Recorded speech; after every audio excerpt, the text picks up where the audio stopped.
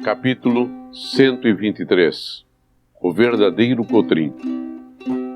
Não obstante os meus 40 e tantos anos, como eu amasse a harmonia da família, entendi não tratar o casamento sem primeiro falar ao Cotrim. Ele ouviu-me e respondeu-me seriamente que não tinha opinião em negócio de parentes seus. Podiam supor-lhe algum interesse se acaso louvasse as raras prendas em Loló. Por isso calava-se. Mas estava certo de que a sobrinha nutria por mim verdadeira paixão, mas se ela o consultasse, o seu conselho seria negativo. Não era levado por nenhum ódio, apreciava as minhas boas qualidades, não se fartava de as elogiar como era de justiça, e, pelo que respeita a Inhã Loló, não chegaria jamais a negar que era noivo excelente. Mas daí a aconselhar o casamento ia um abismo. Lavo inteiramente as mãos, concluiu ele. Mas você achava outro dia que eu devia casar quanto antes? Isso é outro negócio. Acho que é indispensável casar, principalmente tendo ambições políticas. Saiba que na política o celibato é uma remora. Agora, quanto à noiva, não posso ter voto, não quero, não devo, não é de minha honra. Parece-me que Sabina foi além, fazendo-lhe certas confidências, segundo me disse, mas, em todo caso, ela não é tia carnal de Inhã Loló, como eu. Olhe, mas não digo.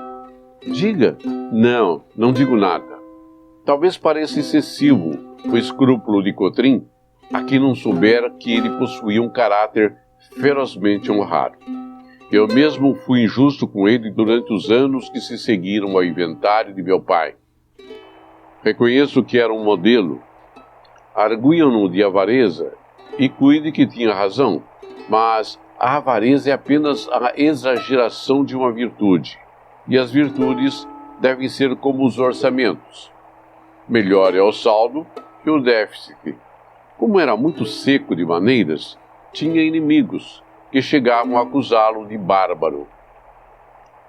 O único fato alegado nesse particular era o de mandar com frequência escravos ao calabouço, donde eles desciam a escorrer sangue, mas, além de que ele só mandava os perversos e os fujões, ocorre que, tendo longamente contrabandeado em escravos, habituara-se de certo modo ao trato um pouco mais duro que esse gênero de negócio requeria.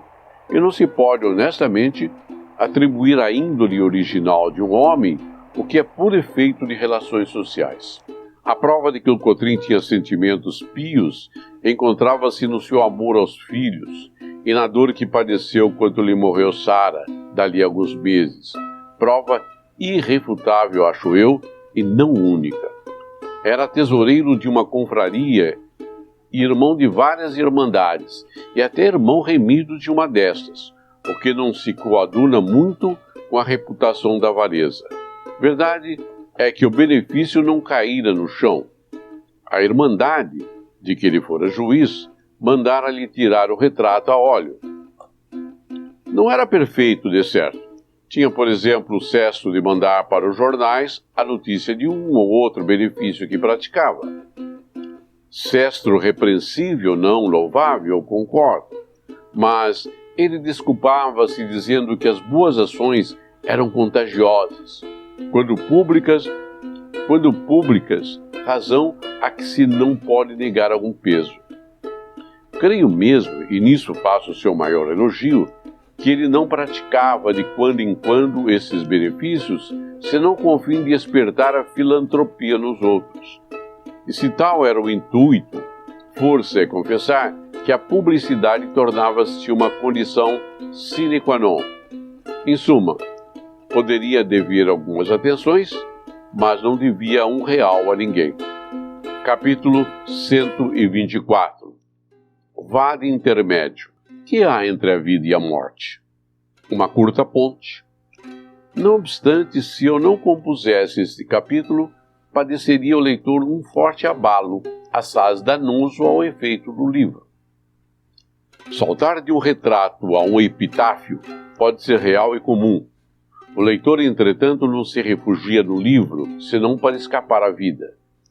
Não digo que este pensamento seja meu, digo que há nele uma dose de verdade e que, ao menos, a forma é pinturesca. Repito, não é meu. Capítulo 125. Epitáfio. Aqui jaz Dona Eulália Damascena de Brito, morta aos 19 anos de idade. Orai por ela. Capítulo 126. Desconsolação. O epitáfio diz tudo. Vale mais do que se lhes narrasse a moléstia de Nhanhá, Loló, a morte, o desespero da família, o enterro. Ficam sabendo que morreu. Acrescentarei que foi por ocasião da primeira entrada da febre amarela. Não digo mais nada a não ser que a acompanhei até o último jazigo e me despedi triste, mas sem lágrimas. Concluí que talvez não a amasse deveras. Vejam agora a que excessos pode levar uma inadvertência. Doeu-me um pouco a cegueira da epidemia que, matando à direita e à esquerda, levou também uma jovem dama, que tinha que ser minha mulher. Não cheguei a entender a necessidade da epidemia, menos ainda daquela morte. Creio até que esta me pareceu ainda mais absurda que todas as outras mortes. Quincas Borba, porém, explicou-me que epidemias eram úteis à espécie, embora desastrosas para uma certa porção de indivíduos. Fez-me notar que, por mais horrendo que fosse o espetáculo, havia uma vantagem de muito peso: a sobrevivência do maior número.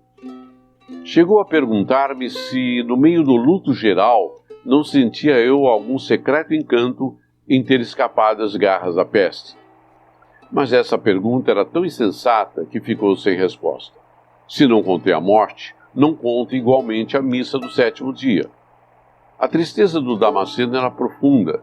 Esse pobre homem parecia uma ruína. 15 dias depois estive com ele. Continuava inconsolável e dizia que a dor grande com que Deus o castigara fora ainda aumentada com a que lhe infligiram os homens. Não me disse mais nada.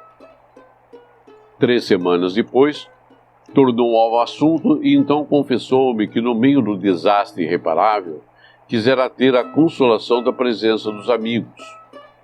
12 pessoas apenas, e 3/4 partes amigos do Cotrim, acompanharam a cova o cadáver de sua querida filha. E ele fizera expedir 80 convites. Ponderei-lhe que as perdas eram tão gerais que bem se podia desculpar essa desatenção aparente. Damasceno abanava a cabeça de um modo incrédulo e triste. Qual, gemia ele, desampararam-me.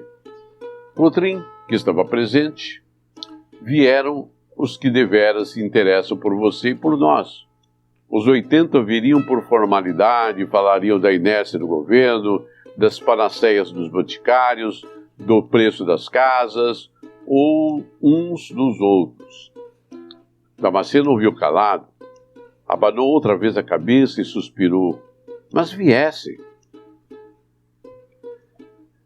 Capítulo 127. Formalidade. Grande coisa é haver recebido do céu uma partícula da sabedoria, o dom de achar as relações das coisas, a faculdade de as comparar e o talento de concluir.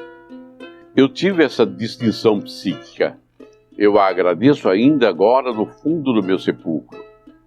De fato, o homem vulgar que ouvisse a última palavra do Damasceno não se lembraria dela, quando, tempos depois, houvesse de olhar para uma gravura representando 6 damas turcas.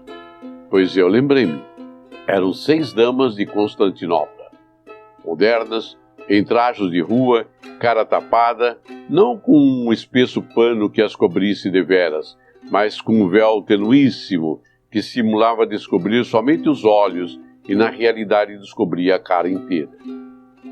Eu achei graça a essa esperteza da faceirice muçulmana, que assim esconde o rosto e cumpre o uso, mas não o esconde. E divulga a beleza. Aparentemente nada há entre as damas turcas e o Damasceno. Mas, se tu és um espírito profundo e penetrante, e duvido muito que me negues isso, compreenderás que tanto num como no outro caso surge aí a orelha de uma rígida e meiga companheira do homem social. Amável formalidade, tu és sim o bordão da vida, o bálsamo dos corações, a medianeira entre os homens, o vínculo da terra e do céu. Tu enxugas as lágrimas de um pai, tu captas a indulgência de um profeta. Se a dor adormece e a consciência se acomoda, a quem senão a ti devem esse imenso benefício? A estima que passa de chapéu na cabeça não diz nada à alma, mas a indiferença que corteja deixa-lhe uma deleitosa impressão. A razão é que, ao contrário de uma velha fórmula absurda, não é a letra que mata, a letra da vida. O espírito é que é objeto de controvérsia, de dúvida, de interpretação e, consequentemente, de luta e de morte. Vive tu, amável formalidade, para sossego do Damasceno e glória de Muhammad. Capítulo 128. Na Câmara. E notai bem que eu vi a gravura turca 2 anos depois das palavras de Damasceno, e via na Câmara dos Deputados, em meio de grande burburinho, enquanto um deputado discutia um parecer da Comissão do Orçamento, sendo eu também deputado. Para quem ha lido esse livro, é escusado encarecer a minha satisfação, e para os outros é igualmente inútil. Era deputado, e via a gravura turca, recostado na minha cadeira, entre um colega que contava uma anedota e outro que tirava lápis das costas de uma sobrecarta o perfil de orador. O orador era o Lobo Neves. A onda da vida trouxe-nos à mesma praia, como 2 botelhas de náufragos, ele contendo o seu ressentimento, eu devendo conter o meu remorso. E emprego esta forma suspensiva, dubitativa ou condicional, para o fim de dizer que efetivamente não continha nada, a não ser a ambição de ser ministro. Capítulo 129. Sem remorsos. Não tinha remorsos. Se possuísse os aparelhos próprios, incluía nesse livro uma página de química, porque havia de decompor o remorso até os mais simples elementos, com o fim de saber de um modo positivo e concludente por que razão Aquiles passeia a roda de Troia o cadáver do adversário, e Lady Macbeth passeia à volta da sala a sua mancha de sangue. Mas eu não tenho aparelhos químicos, como não tinha remorsos. Tinha vontade de ser ministro de Estado. Contudo, se hei de acabar este capítulo, direi que não quisera ser Aquiles nem Lady Macbeth, e que ao vir e que a ser alguma coisa antes Aquiles. Antes passear ovante o cadáver do que a mancha. Ouvem-se no fim as súplicas de Príamo e ganha-se uma bonita reputação militar e literária.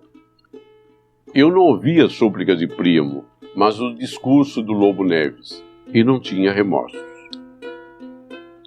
Capítulo 130. Para intercalar no capítulo 129. A primeira vez que pude falar a Virgília depois da presidência foi num baile em 1855. Trazia um soberbo visto de gorgorão azul e ostentava às luzes o mesmo par de ombros de outro tempo.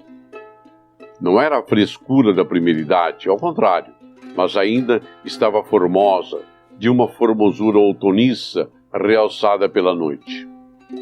Lembra-me que falamos muito, sem aludir a coisa nenhuma do passado.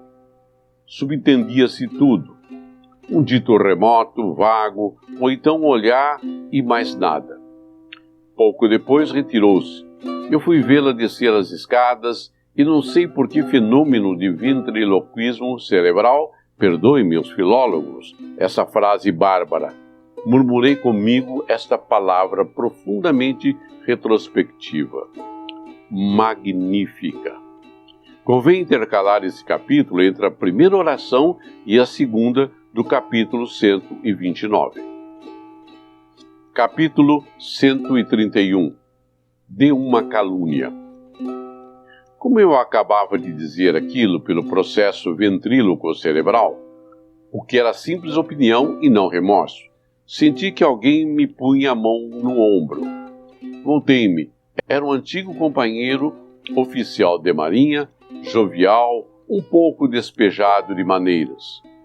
Ele sorriu maliciosamente e disse-me: "Seu Maganão, recordações do passado, hein? Viva o passado!" Você, naturalmente, foi reintegrado no emprego. "Salta, pelintra", disse eu, ameaçando-o com o dedo. Confesso que esse diálogo era uma indiscrição, principalmente a última réplica. E com tanto maior prazer o confesso, quanto que as mulheres é que têm a fama de indiscretas, e não quero acabar o livro sem retificar essa noção do espírito humano. Em pontos de aventura amorosa, achei homens que sorriam ou negavam a custo de um modo frio, monossilábico, etc. Ao passo que as parceiras não davam por si e jurariam aos santos evangelhos que era tudo uma calúnia.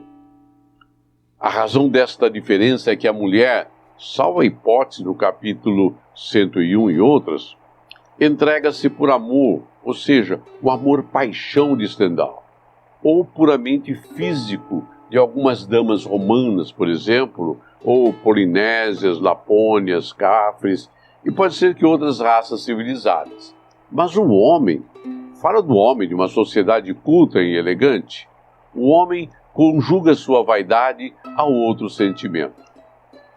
Além disso, e refiro-me sempre aos casos defesos, a mulher, quando ama outro homem, parece-lhe que mente a um dever e, portanto, tem de dissimular com arte maior, tem de refinar a aleivosia, ao passo que o homem, sentindo-se causa da infração e vencedor de outro homem, fica legitimamente orgulhoso e logo passa a outro sentimento menos ríspido e menos secreto. Essa boa fatuidade que é a transpiração luminosa do mérito. Mas, seja ou não verdadeira a minha explicação, basta-me deixar escrito nesta página, para uso dos séculos, que a indiscrição das mulheres é uma burla inventada pelos homens. Em amor, pelo menos, elas são um verdadeiro sepulcro. Perdem-se muitas vezes por desastradas, por inquietas, por não saberem resistir aos gestos, aos olhares, e é por isso que uma grande dama e fino espírito, a rainha de Navarra, empregou algures esta metáfora para indicar que toda aventura amorosa vinha descobrir-se por força mais tarde ou mais cedo. Não há cachorrinho tão adestrado que ao fim lhe não ouçamos o latir. Capítulo 132. Que não é sério. Citando o dito da rainha de Navarra, ocorre-me que entre o nosso povo, quando uma pessoa vê outra pessoa arrufada, costuma perguntar-lhe: "Gentes, quem matou seus cachorrinhos?" Como se dissesse: "Quem lhe levou os amores, as aventuras secretas, etc." Mas esse capítulo não é sério. Capítulo 133. O princípio de Helvétios. Estávamos no ponto em que o oficial de marinha me arrancou a confissão dos amores de Virgília, e aqui emendo eu o princípio de Helvétios. Ou por outra, explico-o. O meu interesse era calar.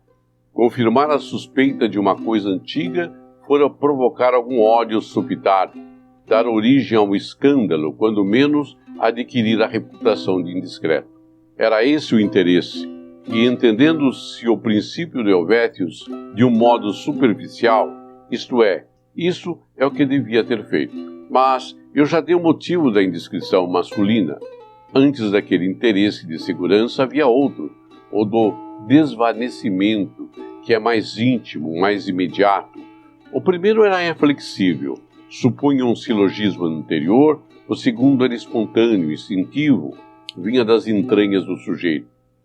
Finalmente, o primeiro tinha um efeito remoto, o segundo próximo. Conclusão: o princípio de Helvétios é verdadeiro no meu caso. A diferença é que não era o interesse aparente, mas o recôndito. Capítulo 135. 50 anos. Não lhes disse ainda, mas digo agora, que quando Virgília descia a escada e o oficial de marinha me tocava no ombro, tinha eu 50 anos. Era, portanto, a minha vida que descia pela escada abaixo, ou a melhor parte, ao menos, uma parte cheia de prazeres, de agitações, de sustos, capeada pela dissimulação e duplicidade. Mas, enfim, a melhor, se devemos falar a linguagem usual. Se, porém, empregarmos outra mais sublime, a melhor parte foi a restante, como eu teria a honra de lhes dizer nas poucas páginas desse livro. 50 anos. Não era preciso confessá-lo. Já se vai sentindo que o meu estilo já não é tão lesto como nos primeiros dias. Naquela ocasião, cessado o diálogo com o oficial de marinha, que enfiou a capa e saiu, confesso que fiquei um pouco triste. Voltei à sala, lembrou-me de dançar uma polca e embriagar-me das luzes, das flores, dos cristais, dos olhos bonitos e do burburinho surdo e ligeiro das conversas particulares. E não me arrependo. Remoncei. Mas, meia hora depois, quando me retirei do baile, às 4 da manhã, o que é que fui achar no fundo do carro? Os meus 50 anos. Lá estavam eles, os teimosos, não tolhidos de frio nem reumáticos, mas cochilando a sua fadiga, um pouco cobiçosos de cama e de repouso. Então, e vejam bem até que ponto pode ir a imaginação de um homem com sono. Então, pareceu-me ouvir de um morcego escarapitado no terradilho, Sr. Brás Cubas.